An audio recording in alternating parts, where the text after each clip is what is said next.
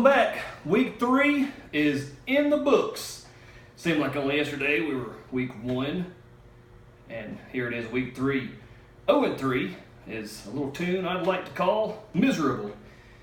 Changed the name to single digits. What happened after Sunday brought me up at least to a respectable loss, scoring a little over 70 points. Leading up to that time, single digits, where that name came from, anyone ever noticed. The bench and the starting lineup all had single digits. Most points I'd scored at that time by any single player was 9. That is far unacceptable for anyone who finishes off last year's victory running the table to take it all. But hey, it's fantasy football. That's just the way it crumbles. This week's notable name changes have a little bit of a recurring theme. We'll move over here to check those out. Georgia sucks. 102-73. Pulls out the victory over single digits. Dustin Lee, I don't know if you've ever paid attention or noticed the line setting on each individual matchup. You were given plus 21 points. You covered. Great job. Anybody wants to lay some money on who covers against me next?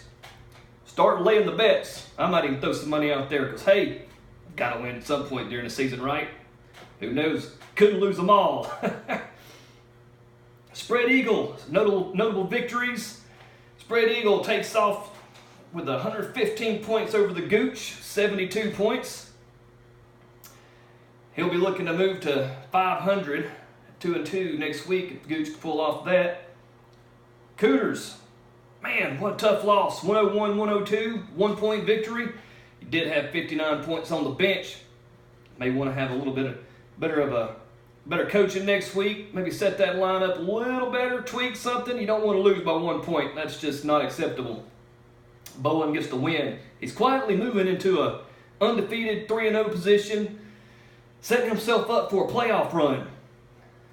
Scored 102 points with a high of 34, I believe it was. Lowry, Derek Dooley. Dooley scored 115 points, also 3-0. Two guys 3-0, Bowen, Derek Dooley, Derek Lee. Derek Dooley's coaching some really good football. You won't probably ever hear me say that again. Derek Dooley coaching great football. Tennessee, Dean Lowry. He's coming off a loss, moves to 1-2. He's got to match up with me next week, I do believe. Somebody's looking for a win. We'll see what happens in that matchup. Jinx Cox played in a matchup. Seemed like a close one. Looked like Gurley was going to take over and run with it. He scored 20 points to get things rolling. Byron Cox comes back also with a notable name change. Whoop dat Georgia ass. Over Jinx. Moves into that spot with a win, 93-83. Speaking of Jinx, that game, you had Georgia boys all up in the lineup except one notable Georgia boy on the bench. Probably would have been your highest scoring Georgia boy. You benched him for Fitzy? Cough, cough. I don't know that I would ever do that again. If so, you could join me in drinking a glass of wine, maybe grab some cheese, and get ready for the Georgia-Tennessee game. Because that's what all the Georgia fans needed last week after last week's devastating loss to Ole Miss.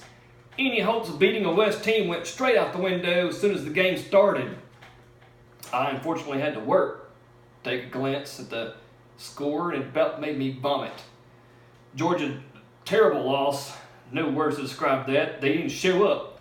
They were probably too busy drinking wine after that game, crying about it. Speaking of wine, us Georgia fans may want to go pick up some at the nearest grocery store. Get ready for this week's matchup against Tennessee. They looked outstanding against the Gators.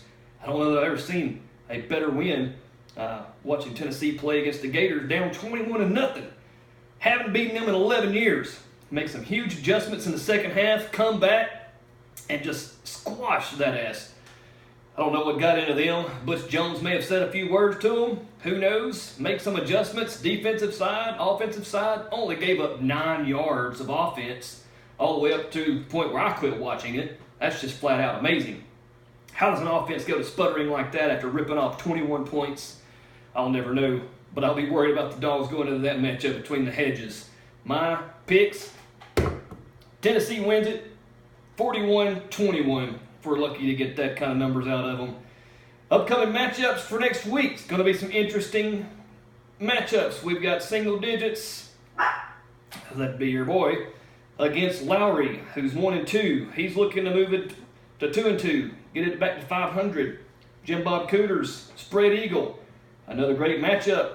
Cooters looking to get to 2-2, and he's got a great team. Keeps steamrolling some points, just barely getting stuck with a loss here or there.